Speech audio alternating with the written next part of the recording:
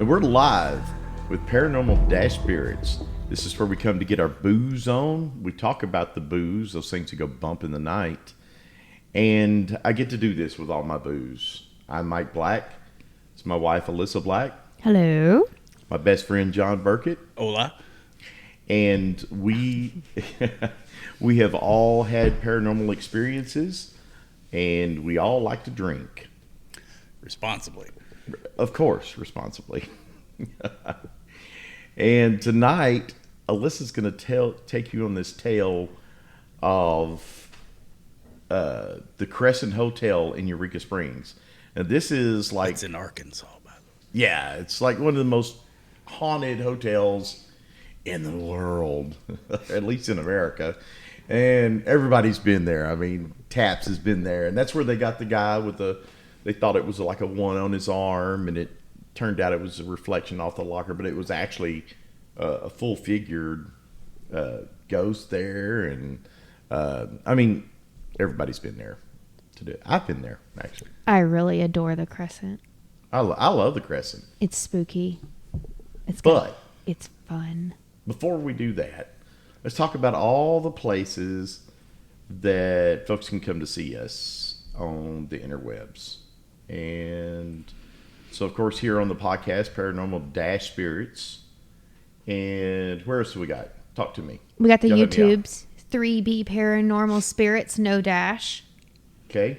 We got... Tweeters. You got the We got Twitter. Twitter. MW Black 196. MW Black 1966. We got Instagram. I noticed that got changed. It did get changed. Where is it? Paranormal Spirits. It is Paranormal Spirits now. We have Booze with Benefits on Facebook. Booze with Benefits on Facebook. What Fan else we Club. got? We got... You can listen I think- to any place you listen to all your podcasts. There's the Chinese Spy app, What's the that? TikToks. Oh, yeah, we do have a TikTok. And it's also paranormal __ spirits. That's a lot. Say That that is a 10 lot. times fast. It is a lot. But we have... also, if you go to our website at paranormal-spirits.com, you can check out everything that we talk about there. And we got all kinds of stuff about what's going on with us and the podcast. And there's also a link there to Boozy's Boutique where you can pick up any of this cool swag, like the dad cap and John's cap that he has there. And we got... But not these plastic. Not the These are piece uniques. yeah, those... That's 3D art Those printing are- pins that Yeah. Adeline thought was so much fun to make for her birthday. Those were made by my daughter, so we said that we'd put them in the show for her so she could show them off. But you get caps and shirts and coffee mugs and coffee cups. There's water bottles. You got a Boozy's koozie on there. What? There's a koozie now? There's a koozie now. Boozy's koozie. I'm the koozie man. You are the Well, I'll koozie have man. to get you a koozie. The Coos King. Wait a minute. Let me rephrase this. Careful, John. Careful. Oh, I will not have a canned beverage without a koozie. without a koozie on it, period. Really? Is it a I thing? mean, at home I have the Yeti, the aluminum things you put the can in. Screwed up. I have the brew mates. That's my fave. Okay, so as we start off every show with a drink of the night, BOOZE. what are we drinking tonight? That's tequila. Siete Siete lenguas. leguas. So what is a Reposado. leguas? A legua is a league. It's a Like measure So of 7 distance. leagues. 7 leagues. It means 7 leagues. 8.1 miles is what a league is. Oh, I did not I know figured that. you would ask. I didn't either. I so didn't. look I it up. didn't know, but I'm glad you. I'm glad It's you did. named after General Pancho Villa's horse, El Siete Leguas. And he got that name because he was always riding the general. That's like the average distance between towns in Mexico, apparently. He It's was riding the 7 general? leagues. No, the The general was riding him. You said riding he him. was riding the general. He did say that. Yeah, there's not a sip been taken out of that bottle, by the way. Mm. I did sniff it. It does smell good. You look at the little agave plants on the outside. How cute is that? Yeah. I love a good make cute sure I- bottle. Oh, it's even make got a sure I'll fill up measuring some- part to it, doesn't it? Yeah, we don't need all that. Oh no, it doesn't. Nah, it's That's just a a free. That's a free flower. Free flower. You can limit mine, dear. I don't. This is aged in American white oak barrels for 8 months. I'm pacing myself. You're pacing yourself? Pacing myself. Okay. That Brooklotic did a number on me this last time. Oh, man. That Brooklotic. That Dude. 100 proof really kicked me. We'd have to get a bottle That's of not the that small one. You have another small one. Jack the small Daniels single barrel strength that I have is like 130 proof. Well, that Brooklotic, it was so... It was good, but woof. It's very good. And the bottle was beautiful. The bottle was beautiful. Man, you're sober. What? I know. Wait till I get to drinking. What's going to happen then? So, no, the bottle is beautiful and great flavor and all that. But man, that thing kicked me in the back of the head. It was so strong. Of course, I think I had 3 glasses that night. Did I not? Yeah. Yeah. And y'all usually drink I drink 2 something that quite normally. that strong. No. What is this? 80? So let's. This is 80. Yeah. Yeah. 40%. Yeah. So John, tell us about Siete Legos. Do you know anything about it? Is this the añejo? What is this? This is the Reposado. So this is Reposado. 8 months aged Okay. in white oak barrels. What is the price point on this? This is $61. 61. That was So that's a good- that was in Little Rock at Colonial, which was where I got the Brooklotic. So with that price for a 750 of a Reposado, I'm expecting this should be pretty good. Considering the prohibitive cost of almost $100 for the añejo, Wow, that is smells good. that is Smells like agave. agave forward for sure. Yeah. 8 months American Right. oak. They've got an 8-year. You can smell the oak in it. Yep, you can. Okay, so works on the nose. Let's see what it does on the cilantro. That's good. It's not as sweet as I was going to think it was. I thought it's No, sharper. there's nothing added to that. That's fine. It's sharper than I thought. I really like that. That's good. It's got a few little scorpion stings, but just a little bit. I got a little vanilla right up front. Yep. With the agave, but there's no added Agreed. flavors in this like some of the. That's really good. I really I'm down like with that. Now that you've actually tasted it, let's see what they say. Okay. Because I got a little vanilla and Hints of agave, unicorn and that's tears kind of Oh, actually, what it says is interesting. yeah. It says the flavor of cooked agave in harmony with the freshness of herbal flavors such as spearmint, mint, chamomile, and citrus notes such as grapefruit and lime, paired with sweet, very light flavors coming from the barrels such as caramel, vanilla, and some dried fruits (in parentheses, raisins and prunes). The aftertaste is persistent without losing flavor long after having tasted the tequila, making the presence of the fruit flavor and the sweet notes of wood, caramel, and vanilla more marked without losing the flavor of the cooked agave. And in case you didn't know, on their website it says, note, aftertaste is the lingering mosaic of flavors that remain after sipping tequila. Okay, so this is what I got out of it. They have a really good marketing department. They do. Yes, they do. They got So- Rolex level marketing here. Right. So, on initial blush, the first taste, I get. What so about it's very smell? Let's go with smell Okay. first. I'm going to tell you what the website says the smell is. okay. So I smell the agave. Smells like agave, like cooked Yeah, because agave. that I smells smelled like cooked some agave. oak. Okay, now Wait, here's let me tell you what no, the.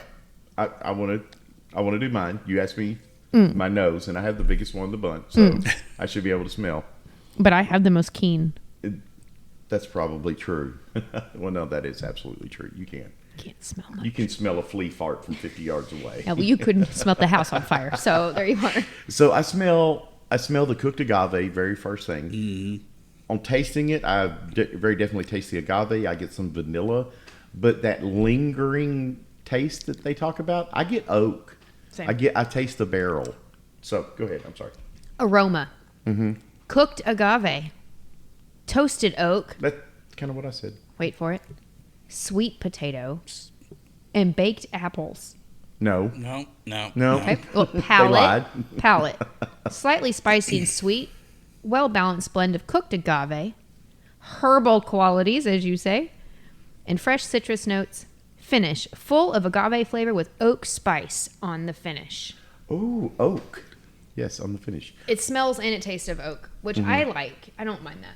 No, I like that. I mean, I'm an ixnay on the sweet potato and the baked apples. Yeah, I didn't smell that. Plus on the vanilla, though. It doesn't say that, but I taste it, smell it, all the things. I tasted at the first sip vanilla and agave. I'm not getting all that other stuff, but I don't. I don't. Did you get oak? Yeah, I mean, I can kind of taste that. I got some oak. On the boozy meter, I'm going to give it a solid 4. So, How high does that meter go? oh, it only goes to 5. Oh, So okay, that's pretty I was good. fixing to say, Oh, I was like, is this a that's 10? really good. Because if it's a 10, No, that's not a 4. It only goes to 5.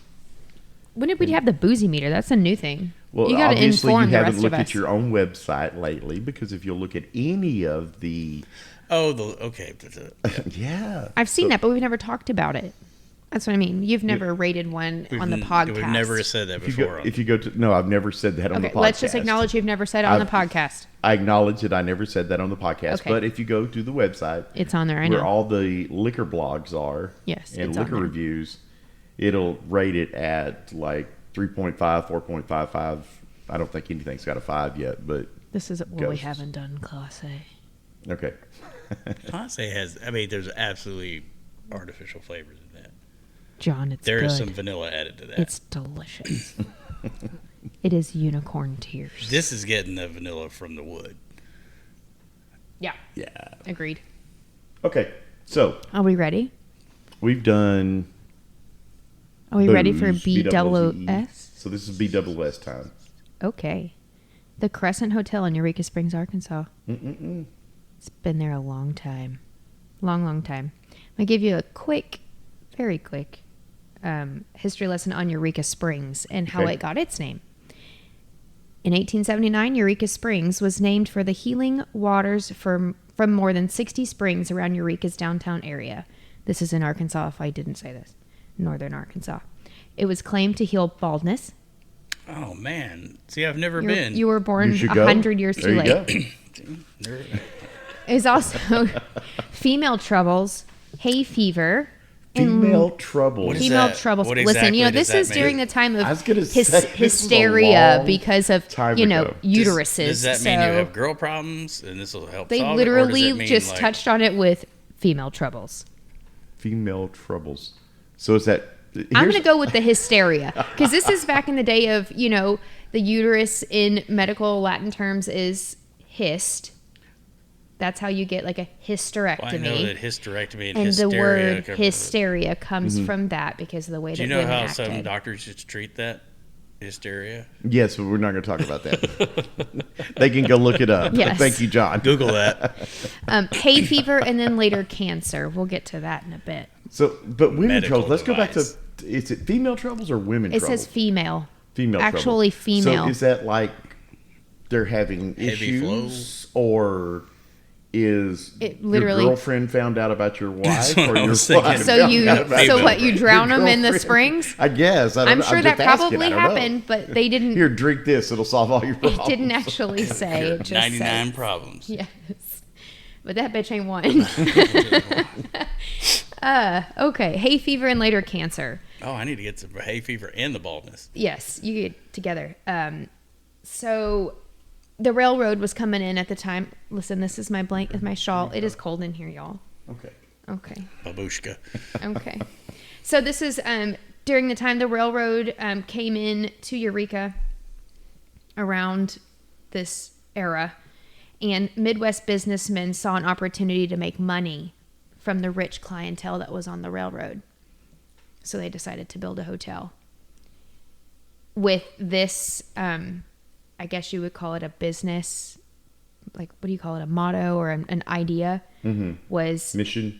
Mission statement. Yes, that it was for those afflicted and suffering, as well as the wealthy looking for a vacation.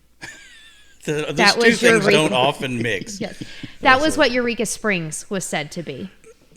So the Crescent Hotel, it was first opened May 20th of 1886 as the Crescent Hotel and Spa. It was built for $294,000.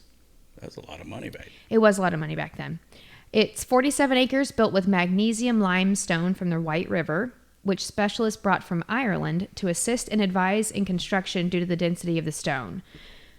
So the stone they brought in specialists from Ireland to assist in advising construction because it was so hard to deal with. It has The stone didn't come from Ireland. no, it came Stone's from the right local. river. It came Right. from that quarry Yes. there.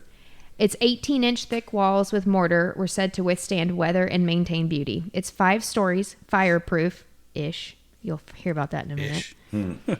And it was heated by steam through open grates in the floor.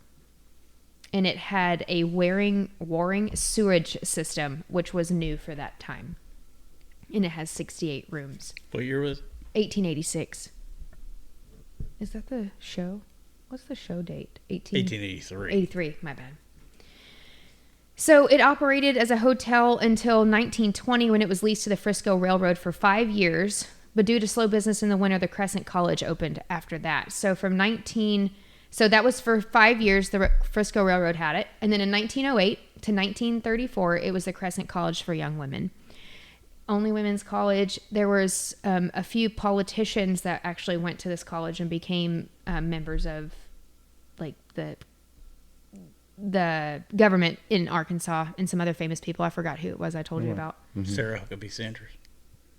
Yeah. It's a joke. It's current governor. It's a joke. In 1937 to 1939 is where it is believed that a lot of the paranormal things still seen originate from. And that was when Norman Baker founded the Baker Institute. He created the Baker Cancer Clinic in Eureka Springs in the Crescent Hotel. He made renovations to it to include a morgue, an incinerator that he later burned bodies in, painted the walls a lavender color, and then he made an escape route with a hidden staircase from his first floor office that had a 6-sided desk. Ooh. Which I thought was pretty interesting. Yeah, we went there and the desk, it literally wraps around. It's like looks like the drum set from Rush or something, you know. It's just completely, it just wraps completely around. So I'll go into the further history, but what I need to do is tell you about Norman Baker. So, because Norman Baker, though he only had the hotel for 2 years, he was a scoundrel. So, Snake oil salesman. Snake oil salesman originally, yes. And then continues on at the Crescent. So here's his history. Norman Baker was the founder of the Baker Institute in Muscatine, Iowa. Is it Tyne or Teen? Teen? Cool. Depends on where you're from. And he spoke out against big business and stated that organized medicine was corrupt and not to be trusted. He owned a radio station and spoke out against the medicine world and the business world via the radio. He always said that he was doing a civic duty by doing this. So he had the radio station. In 1914, he came up with a new kind of organ called organ as in playing organ, not organ as in body. Human organ. Yeah, called an air calliophone, and he sold the first one for $500, which in 1914 was just under $10,000. And at the height of his business, he made $200,000 a year, or over $6 million today. That's how he started all of his money, so he could make all of these cancer institutes. So I can tell you, that's what I was. In 1920, he started an art school called the Tangley School, where he admittedly could not draw, but made $1.1 million in today's money in 3 years teaching others how to draw. Jeez. But he couldn't draw. Those who can do and those who can't teach or critique. This stuff. Yeah. Yeah. So he owned a radio station, so then he creates this music, air calliophone, and then he teaches people how to draw. In 1929, he stated he had the cure for cancer. And his elixir was said to be a mix of watermelon seeds, brown corn silk, cloverleaf tea with alcohol, glycerin, peppermint, and carbolic acid. Oh, that makes total sense. And although all of his test patients died within 7 months, he continued to print in magazines that he had saved them all. And by the end of 1930, he had made $444,000, which is $4.8 million today from cancer sufferers. In 1930, the American Medical Association attempted to discredit him and eventually was able to convince the Federal Radio Commission to refuse to renew his radio license. He then fled to Mexico to escape the arrest warrant by practicing medicine without a license and opened a cancer hospital and another radio station in Mexico. Spanish language? No, English. So in 1937, they said he could not stay away. He liked the attention that he received. So he returned to Iowa. He served 1 day in jail for practicing medicine without a license. He bid for the Senate seat. He lost. So he moved to Arkansas to the Crescent, where he was said to be making $500,000 a year for the 2 years he was there. That's what, like 10 million a year now. That's huge. Something huge, yes. In 1939, which is the time that the Baker Cancer Institute in Eureka closed, he was charged with mail fraud for placing 7 letters in the mail advertising his services. He was found guilty on approximately $4 million. He was found to have defrauded cancer sufferers by $4 million. And that the ones that took his treatment, it actually hastened their death. It didn't help them. So I'm not sure I didn't remember what all was in that mixture, but I don't see how it would hasten it. No, I'll tell you about what he did in a little bit. But that was just to tell you. They found him guilty. He stopped at the Crescent because he was found guilty of mail fraud. It wasn't that he was trying to cure people with this watermelon seed mixture. It was that he committed mail fraud by advertising he was curing cancer and wasn't, because people were sending him money to save his. So the whole story was, he said, you come to Eureka Springs, I will heal you from cancer, from the springs, this water from the springs, and then my elixir. And it was said that he kept people in rooms, would inject them with these, which it's so archaic, but the metal needles and the glass, vials.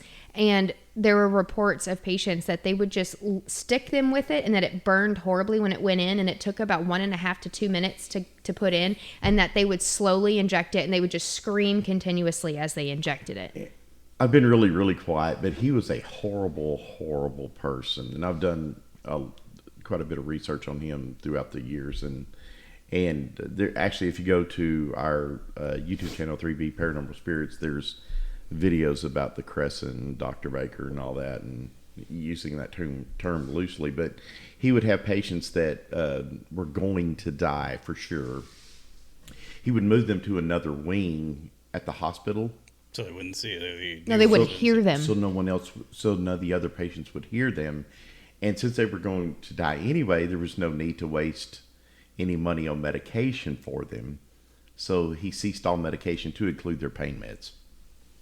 But in the meantime, he's sending their loved ones letters in the mail telling them and he would have them write letters like these to their families, talking about how good they were feeling and how much they were improving, and then saying, but we need further money so that I can continue to get this treatment. He would have them write it in their own handwriting and sign it, and then he'd send it to the family, and then they'd send him back money for continued treatment that he wasn't giving to these people.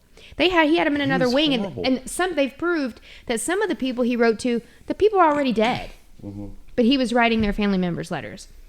He then burned them in the said incinerator. He kept him in the morgue in a meat locker in the morgue, and then burned them in the incinerator. Yeah, one of the things he would do, he would mail out if someone passed, because back then everything was by rail. It was the fastest form of travel, and he would send letters to the family. Hey, I know it's really expensive, and it'll take a while to get the body there, so it's not going to be in the best shape when you get ready to bury him, right?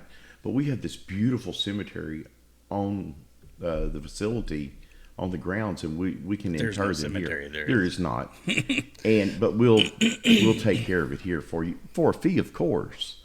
And of course, they'd send the money to him, and they would not be interred on the grounds in the beautiful cemetery because there wasn't one. He would just throw them in the incinerator. And when he finally got busted for mail fraud and was taken away, the townspeople, I'm not taking some of your story here. Okay. The townspeople came up and dismantled this incinerator within 2 days because this particular hotel is at the top of a mountain. So the smoke would waft down the side of the mountain. So as he's burning these bodies, the whole town would smell. It's really a beautiful hotel. It is. And it's in a great area, and they built it where they did so that you could see it, so it overlooked everything. But he's an absolute serial killer. But the travesty is he got fined $4,000. I've already told you how much money he made. He only got fined $4,000. He did have to serve 4 years in Leavenworth, but I mean, But when he got out, he lived comfortably in Florida until his death of liver cirrhosis in 1958. He's a bit of a drinker, huh? Apparently. Yes. So, needless to say, there was always this rumor that he actually had died of cancer, which would have been the ultimate karma, but he didn't. Cirrhosis is pretty bad, though. Well, it is, but I'm saying because of what he did to these people. Because Right, it wasn't exactly. just in I Eureka agree. that he did the cancer clinics. It was in Mexico. It was in Iowa. It was awful. He even said that he could cure cancer, and what they did was they took this man in the middle of town, in a town square, and proceeded to, as they told people, cut his brain open while he was alive, put this elixir on his brain, and they showed how he magically healed. Huh? This man had some sort of skin disease of his head. So it wasn't his skull, it wasn't his brain, it was this strange Like a lesion tissue or that something. grew, growth or yes, something. outside his head, and they put it on him. It didn't heal him, it didn't heal anybody, it never did, obviously. What is watermelon seeds, brown corn, silk, clover leaf tea with alcohol, glycerin, peppermint, and carbolic acid really going to heal? Maybe the gargoyles, but that's about it. Just pour it on him. It burns It's a little- it right up. You got to freeze those off. Are Yeah. you making some? Y'all got a watermelon over here in the chair. Yeah, that's true. Mm-hmm. Yeah, we were planning on making our own What, cancer elixir? cancer elixir. So there's a lot of ghosty tales that relate to this being a time of a hospital. And I'll get to those, but that includes gurneys going down the hallways, that it smells like antiseptic, which is very much like the Emily Morgan reported. So then in 1946, so that shut down in 1939 and it stood vacant. In 1946, the hotel had new renovations under 4 new owners and had travel packages in conjunction with the Frisco Railroad. So that stayed open for 30 years, and in 1967, fire claimed the penthouse and most of the fourth floor due to bad wiring. Like I said, it said it was fireproof. Not so much. But that was made out of wood, I think. So it changed hands 4 times between 1970 and 1985. But in 1972 is when the paranormal reports started. The current owners, the Ronigs, they purchased the Crescent and the Basin Park Hotel, which is another haunted hotel that's in Eureka Springs. They purchased it in 1997, and then their goal was from 2000 to 2020. They had it. It was going to be the second golden age of the Crescent. They restored the old hotel by updating rooms, refurbishing the conservatory and the penthouse. They created the New Moon Spa, which is downstairs. That it used to be a bowling alley when it was the original hotel. They actually had bowling alleys, yes. They created the Sky Bar Lounge with award-winning pizza and a bar that has the wonderful view of the Ozarks, and it's on the top floor. What's the name of the bar? Sky Bar Lounge. I thought it was something else.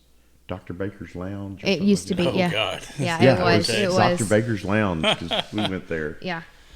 So one of the reasons why they say that it is the paranormal energy is there is because it says limestone, which it's made out of, has a special ability to absorb and release electromagnetic and psychic energies. Stone tape theory, they call it. Is that what it is? Which may lend to its abundance of paranormal activity. There is said to be an area on the 3rd floor where the annex connects to the hotel, which it was built when it was a hospital, that is a portal to the other side. People are said to grow faint when they pass this area at the same spot during the ghost tours at night, and it happens in spurts.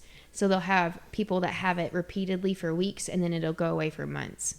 So, but they say that it's related to because of the limestone that's able to absorb that. So one of the fun facts that happened since we've actually been there was on February 5th of 2019. There was an archaeological dig that found 500 bottles of Baker's secret formula and medicinal specimens that had been surgically removed from patients. There was a blade of a bone saw, pharmacy mixing tools like glass measuring spoon, reels of 16 millimeter film of his promotional films, and they're now on display in the morgue in the basement of the hotel. I saw this on Ghost Adventures. You probably did. Yeah. They were said to have conducted autopsies and post-mortem surgeries with original autopsy table and walk-in cooler, and the wheelchair is also from that era. It's in the morgue. Since they've placed said bottles, there's been an increase in activity, including cold spots and touches in the morgue since this find by the woman that leads the ghost tours to include a dark figure. So the woman, most of the stories I'm going to read about are hers, because she's there all the time leading these ghost tours. But she said she saw a dark figure down there, that more people are reporting that they've been touched, that they see more things. But when you have 500 bottles of this man's, like literally they still had pieces of skin, like lesions that they had supposedly removed and kept in these bottles. Yeah, because Zach and the gang never did the Crescent until this last season. Okay. And those were all there. Like, yeah, they're like stacked in these like racks. And yeah, we haven't been there to see that. I didn't even know it had happened until I started doing the research. The latest season of Ghost Adventures. They finally get around to the Crescent Hotel. How could they in not season 17. How could they not have gone to the Crescent all this time? I mean, it's been there since 1886. I mean, come on now. And it's like everybody knows. It's like a mecca for ghost hunters, It's one of those places you have to go. Well, it's so neat because there's the conservatory, which you have, it's very like, and it looks out onto the gardens, and that's where, this is a huge place for weddings. Like, there's so many weddings, which, if people don't know this, Eureka Springs in weddings, it's only second to Las Vegas for the amount of weddings that are held in this town. In the nation. Thorn Crown Chapel, that's where, isn't it? To include us, yes. Yeah, we y'all got married at there. Thorn Crown. Beautiful. Must go there. Not haunted, as far as I can tell. Absolutely but gorgeous. It's gorgeous. But I did take bridal pictures, actually, at the Crescent, and we went back and took family pictures there, too. It's a beautiful place. Great backdrop. But it's been so many things, like the women's hotel, and there's rumors that a girl jumped off the balcony what used to be the front of the hotel is now the back, and what used to be the back is now the front. So she jumped off the front, which is now the back, and they say that you see her, that people have seen her or heard her, but apparently it's just a rumor that no one actually proves she did that. Every haunted hotel has somebody that jumped off. Something. I actually, when you told me you were going to do the Crescent, I started doing some more research on the Crescent, and just for. I saw those. And I have them written. There was evidently the girl that, I think it was a teacher from what we had heard when we went there for a tour, that one of the instructors or professor or teacher or whatever got the girl pregnant, and then she, he wasn't going to do right by her, so she was going to off herself, so she jumped from the third floor, I guess, which now it's the back of the hotel. Story is that people working there at night or guests have seen a body fall. They've heard something hit out there in the middle of the night. But when I went back and trying to find something to validate the fact that this actually happened, there's no record of any suicide there. So not a suicide, but there is a record of a ghost bride that, according to legend, a young bride-to-be fell to her death from one of the upper floors of the Crescent Hotel on her wedding day. Visitors claim to have seen a ghostly figure in a wedding gown roaming the halls, believed to be the spirit of the tragic bride. This is the one that somebody got a picture of on this staircase, right? I've seen a photograph. Yes, there is a photograph. Yes, there. So there's one. Yeah. So I'll tell some of those stories, but one of the famed tales. First, you have Morris the cat. Morris the cat. The cat. From the cat food ads? Yeah, 9 Lives. Yes. Yeah. That was his name. He was an orange tabby, and he came to reside at the Crescent in 1973 and lived there for 21 years.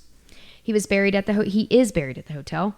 People have said that when they sit by his portrait in the lobby, they can feel a cat rub against their legs, and several paranormal investigators have reported catching purrs on EVP. He was a finicky eater, too. Yes. That's what they say. So, Another a lot of fame. people Only have in the commercial. no idea what we're talking about if you're under 40 years old. Right. No clue.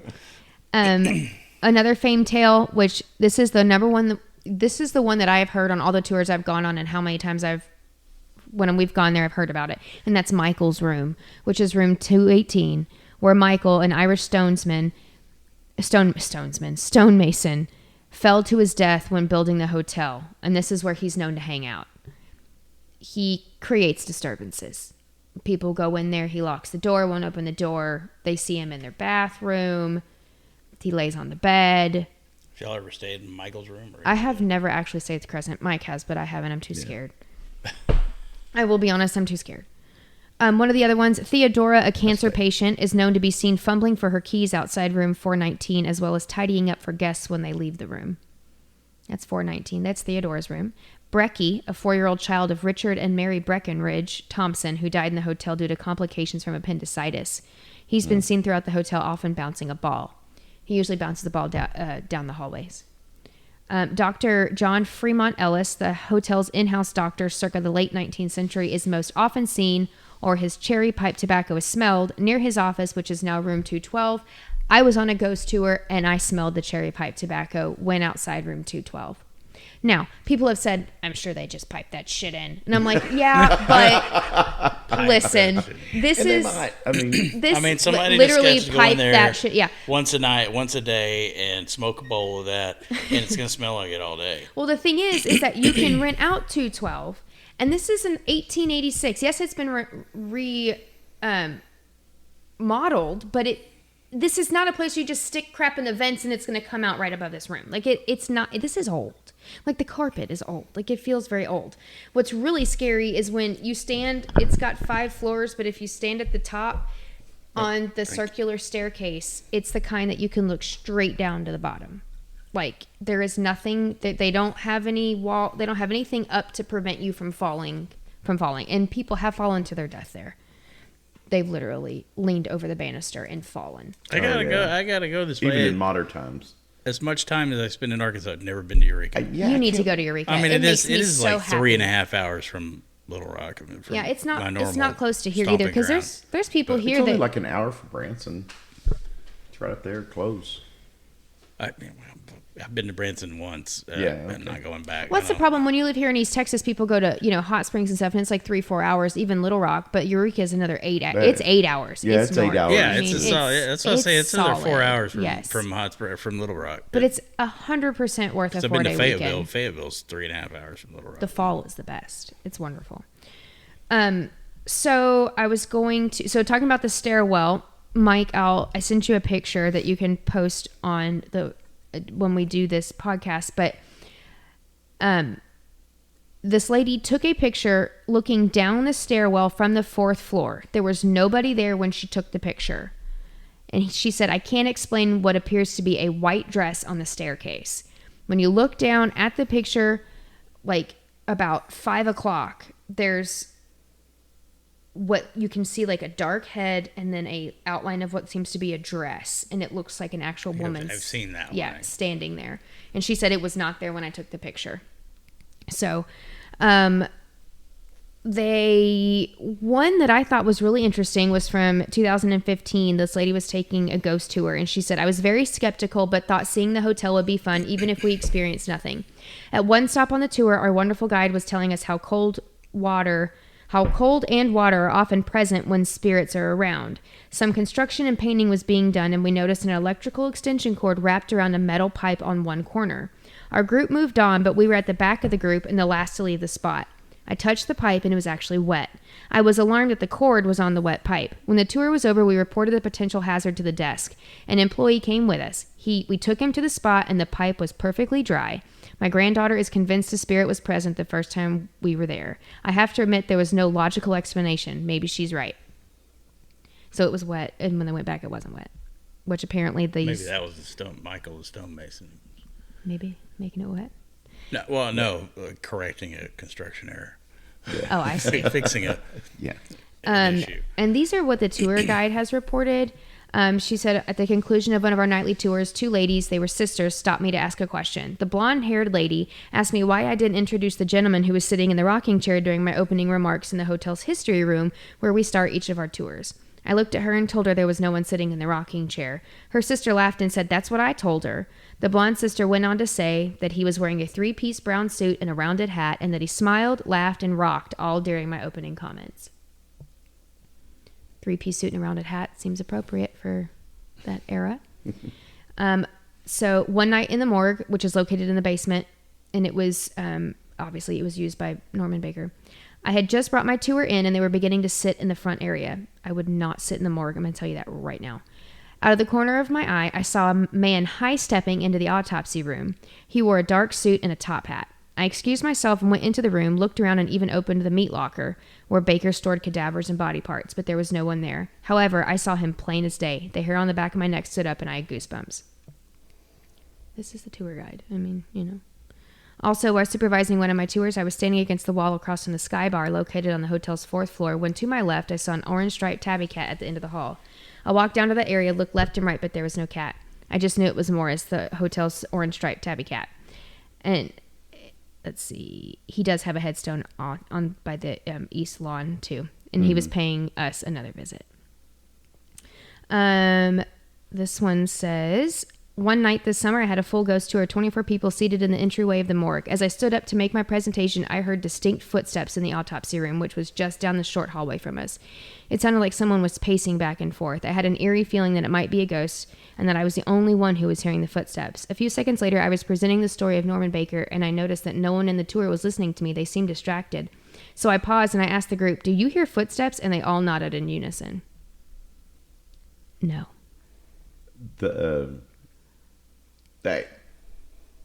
I think it's haunted, but This tour guide lady is probably the one that Zach interviews at the beginning of the Ghost Adventure. They have multiple ones. So there was some more reports about it. Room 218, Michael's room. People have also reported flickering lights, objects moving on their own, and the feeling of being watched. The ghostly nurse. Another common legend involves the spirit of a nurse from the hospital days. It is said that she roams the hallways dressed in her uniform and has been witnessed by visitors and staff. And then EVP recordings.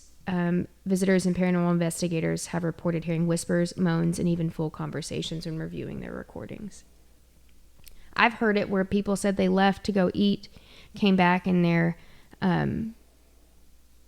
suitcases are completely open and all over the place. Somebody said that's thievery is what that is. They said that their rooms were locked.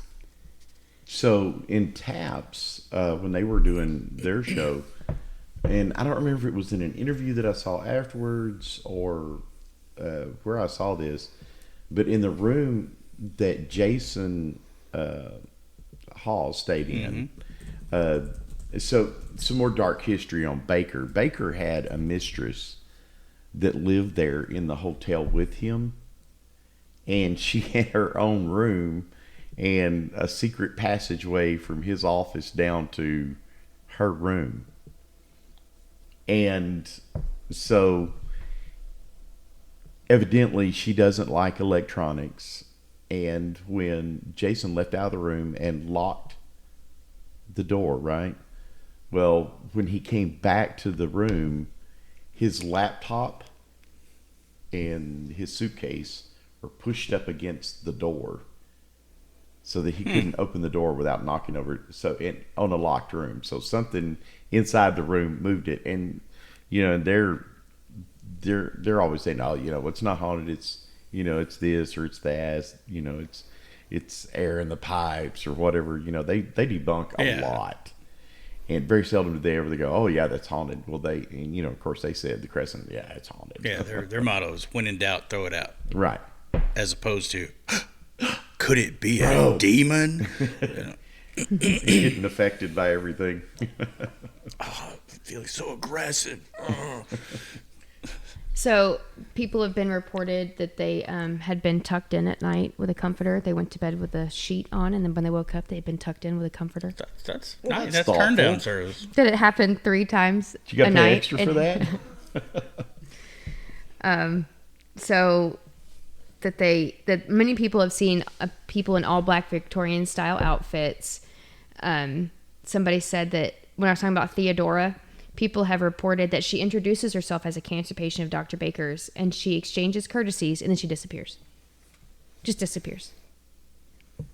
And that one of the cooks that's there says that one morning he was slicing and dicing vegetables. He looked up and saw a little boy with pop bottle glasses, dressed in old-fashioned clothing and knickers, skipping around the kitchen.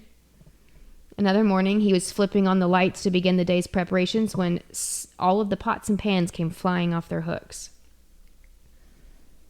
So what I hear is there's a restaurant.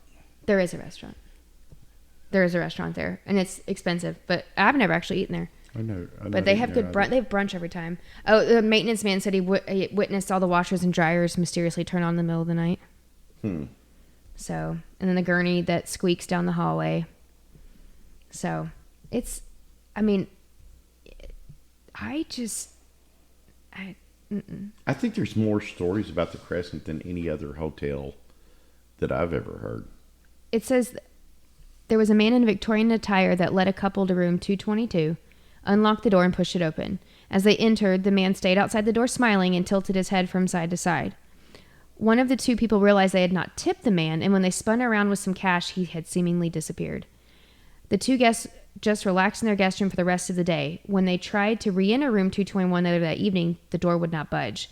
The couple then descended down to the front desk where they asked what was wrong with the key. The staff member stated that they had somehow received the key to room 321. The two described the man who had originally let them into 221. So they were supposed to go to room 321. They described the man who had originally led them to 221, and the staff member reported that no such person presently worked at the hotel. So they went in, put all their stuff into 221. They were supposed to be at 321, and they were led there by some man that stood outside the hall going, but never spoke to them. So there's a lot of things that happen, and I've never really heard any that people, like, they were mean or anything. It's, it's not spooky stuff, is what you're saying. It's just, not evil is what I'm saying. Yeah, that's interesting, Yeah, that's... I just saw you. Yeah, that not that people felt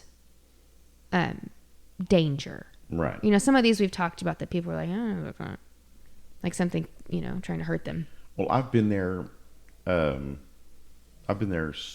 more times than you have, but we've been there. Yes. And I've never felt anything, quote unquote, bad, evil, or whatever there.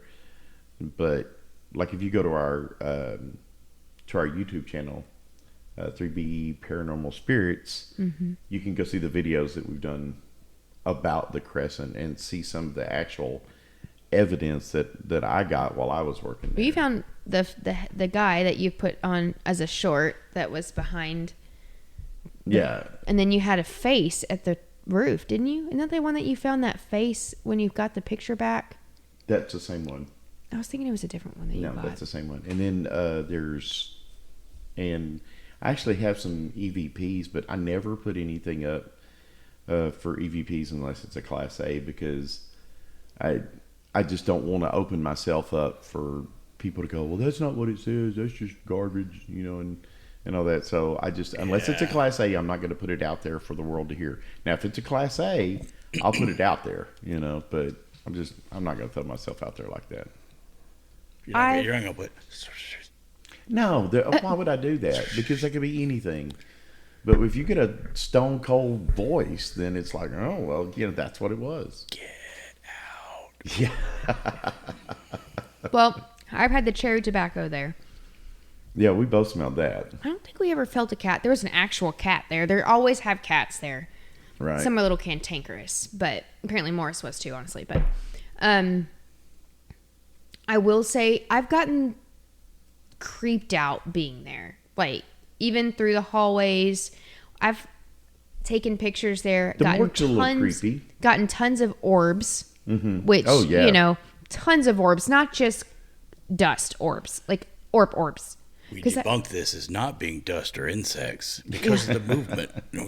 Well, and I was taking pictures to see if I could get some of these, you'll see a lot of them, like the reflections in mirrors, because they have mirrors at the end of the hallways. And there's a lot of people that you can see, like when they show it, and I realize all this stuff can be faked. Taps, they got something, and it turned out it was just a reflection in the window or mirror at the end of the hall. I remember there being something in a window that they debunked that was... So the thing with they did catch the famous full body that they got, and so what that is, it looks like somebody with like a military insignia or patch on their shoulder, right? And what it actually like a big red one, like first that's what it looks like. But what it actually is, it's a number on the locker on the other side of this person. So they were actually filming through the person to catch the one. So it's a transparent apparition that you get. So which makes it even more, I can't remember what Zach and the gang got. I think I might have fallen asleep. I'm sure he caught a demon. I take naps. I nap to Ghost Adventures sometimes. I'm sure it was a demon. I'm sure he was affected. Oh, I'll say too. Probably. Also, in Michael's room 218, guests have reported hands coming out of the bathroom mirror. Nope. Cries of a falling man in the ceiling, which he apparently fell from the window and fell there. And also the door opening, then slamming shut, unable to be opened again. So the minor stuff, I can handle that. Apparitions, I don't want hands coming out of the bathroom. Hands come out of the mirror. I'm out. Checking out. I want my money back. Yeah. And one of these gourmet pizzas to go. Yes. And they are good pizzas. They have good drinks too. We were up there with the drinks. The morgue is creepy. I mean, how can the morgue not be? I mean, morgues are creepy anyway. But when you think about how long ago it was, and then what he was doing to these people, too, just the sheer suffering that happened to these people, and your suffering will be legendary. I mean, the things that he did and the things that he did not do, like refuse to give them pain medicine. You remember now, think about the time period and what was going on, and when he was running the Crescent as a hotel, and as a hospital. I'm sorry, you're right. It's a hospital, and I mean, I guess it could have been seen as a hotel. He wasn't treating anybody, but there were stories about German Nazis that were working there as doctors. Wait, but it was 1939. So you think 37 to 39. So he invited some friends over from Berlin to. Yeah. That's kind of off year-wise, though. I mean, really, that stuff didn't really ramp up until. Well, no, around 38. Yeah, that's right. Yeah. Yeah, it's about the right time. Camps didn't start opening until like 40. Yeah. But that's about the right time, though. And he was... really, it was like 42 before they really started. But, I mean, regardless of who he brought in, he was a shyster from birth, apparently. Oh. And he had so much money. He was just so greedy that he was just willing to... Well, he started out in radio, and then he got into everything else, and then after he got out of prison, he went to Indiana, maybe, and tried to run for office there. Yeah, that was before he went to prison. No, there was another one. After he got out of prison, he tried to run for office again, and he tried to start up another hospital. And I won't say that was in Indiana where he tried to do that. And they basically said, no, thank you. You cannot start a hospital here. And it was after that he retired to Florida. Well, he did that too when he came back from Mexico. So he did the exact same thing. Yeah, he did. So I don't know.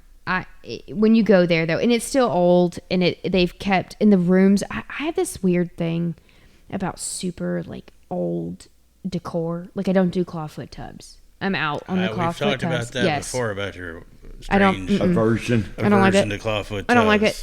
And so when you go in there, a lot of their stuff it's still old school furniture, or it was the last time we went there. Because they open up these rooms if they're not occupied when you go on these tours. And I don't even want to take the risk of possibly hearing or seeing that. Like, I just don't. Seeing what? A clawfoot tub? No. Hands coming out of mirrors and tub, hearing gurneys or little kids. And, like, I'm just... No. I'll go on a ghost tour and possibly see it, but I'm not going to try to stay there. Really? I mean, not these are pretty nice. Not as a... Okay, so if this was my goal, was to literally ghost hunt and find this, sure. But as a holiday, like as a vacation, no. I'm not trying to do that. That would freak me out so badly. I stayed there and didn't caught absolutely nothing except one EVP, and that was out front in the parking lot. It wasn't even in the hotel itself. I got a picture outside of a ghost, a spirit, whatever.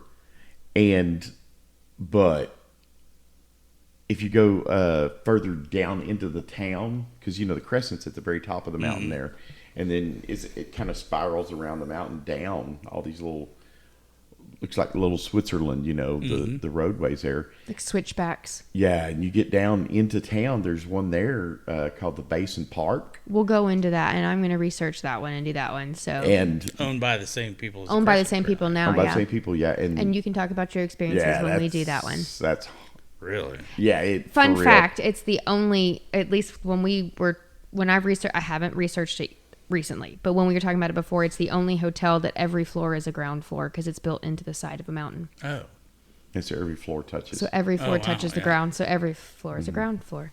But that's really cool. It is cool. Like it's still like the side of the mountain's exposed inside the building. So you can like touch it as if you were in like a cave. That's cool. It's cool. It's neat. We've never makes sense why that would be haunted though. Yeah, there's been limestone mountain. Yeah, and then the top 3 floors. And every room is a wall directly on the mountain. Yeah. That makes sense. So that one's springs. You got moving water, stone. It doesn't get the notoriety, and it's not as famous as the Crescent, but. And I think that's why I went into Norman Baker, because that's one reason why the Crescent is so well known is because of what he did to those and what happened there, and truly why people. That's not obviously the only story that... No, but that's probably why it's so haunted. Of the paranormal, but that likely is why it is so haunted, because of all of the horrible treatment that these people received. But according to their own website, Michael's room is the most paranormally active room, 218. 218. And you can book it. I'm checking the availability. I don't know what the prices are, but it's specifically under accommodations on their website, singled out. As you can say, I stayed in Michael's room, and this is what happened to me. Yes, and I'm gonna tell you, I looked in on it. No. What's it cost? I don't know. Let's see what Michael's room. Let's see if it's available in the fall, because that's the time to go, right? Yeah, and you're gonna spend. September is not fall in Arkansas. That's still October. That's still. Yeah. Let's try on still freaking like summer. Let's try for our anniversary. Let's see, 2 adults. Oh, and if you book directly through their website, you get a $25 food credit to the restaurant. And here's the thing and this is a traveler's tip that I'll give you if you like to travel up to Eureka Springs. If you try to book something in Eureka Springs, if you're going to do it like through September, October, because that's the end of their season.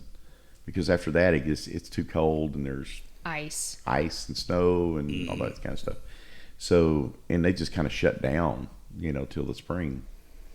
And literally a lot of the businesses in town just completely shut down. But if you're going to book there, if you do it online, it's going to be one price. But if you actually go there, walk up, knock on the door. It's going to be a much higher price. No, it's lower. Lower? Yes, every time.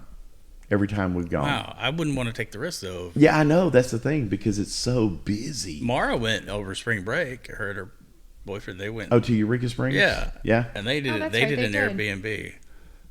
It's clearly nice. booked online, and it wasn't very expensive at all. But even if you just want to go there and tour the Crescent, it's worth it. And take the ghost tour in the evening.